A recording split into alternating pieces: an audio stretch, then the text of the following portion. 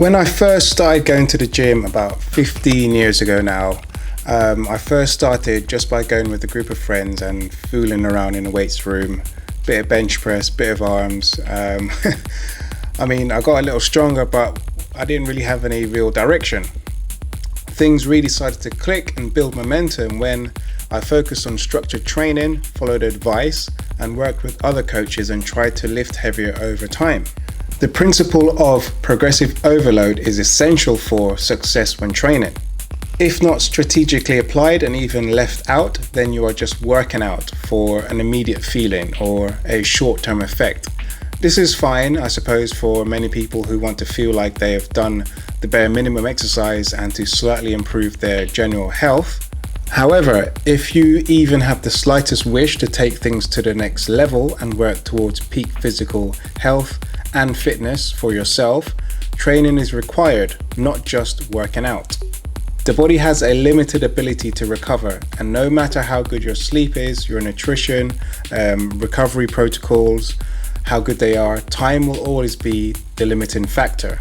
The body needs time to recover from training stress, especially hard training.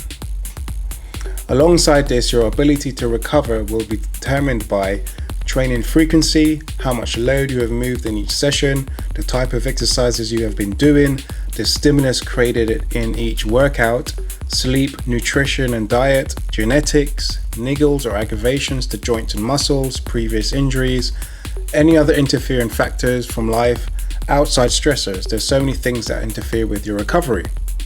So what this means for most people is that you cannot keep indefinitely adding weight to the bar to apply progressive overload. The principle is a double-edged sword, and you must walk a thin line between chaos and order. So here are 7 ways to apply progressive overload intelligently and logically and still allow you to actually improve in your lifts, get stronger and grow muscle mass. Number 1, the most obvious way is to increase load and reduce reps. This approach requires caution. The best approach is not to try to make massive jumps in load. It will be harder to recover from. Technique will break down more easily and you may miss reps.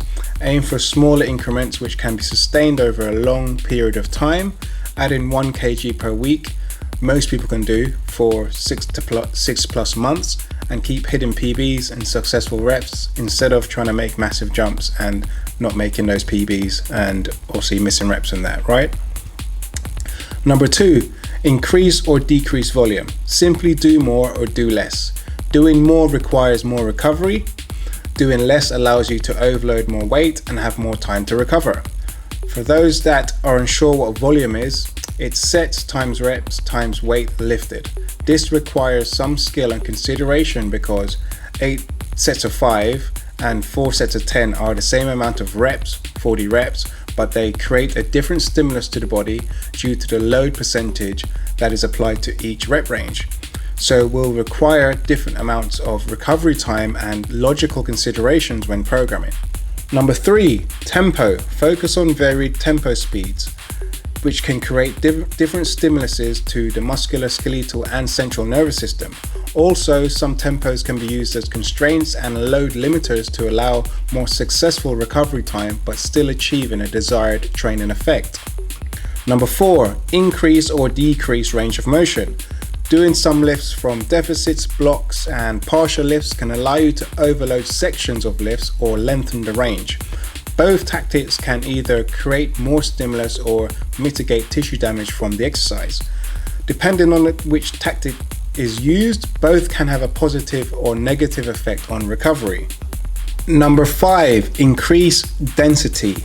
Simply do the same amount of work in less time.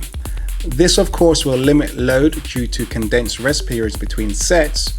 However, this does have positive training effects by increasing conditioning, your ability to train hard, move faster under fatigue, and improve training capacity. Number 6, variations. Frequency of exercise rotation is a tactic that can allow training motivation to stay at a good level. This also helps us mentally by trying to best ourselves on a new variation. Grinding one movement pattern can be deleterious over time if recovery falls short. And finally, number 7, increase or decrease training frequency. You can apply this simply by, for example, instead of training legs once per week, train it 2 to 3 times a week. Of course, this tactic can be fatiguing, so logical considerations need to be made, but it can help push the needle forwards in certain areas. Likewise, reducing training frequency can allow more recovery time and more load used in that increased recovery time.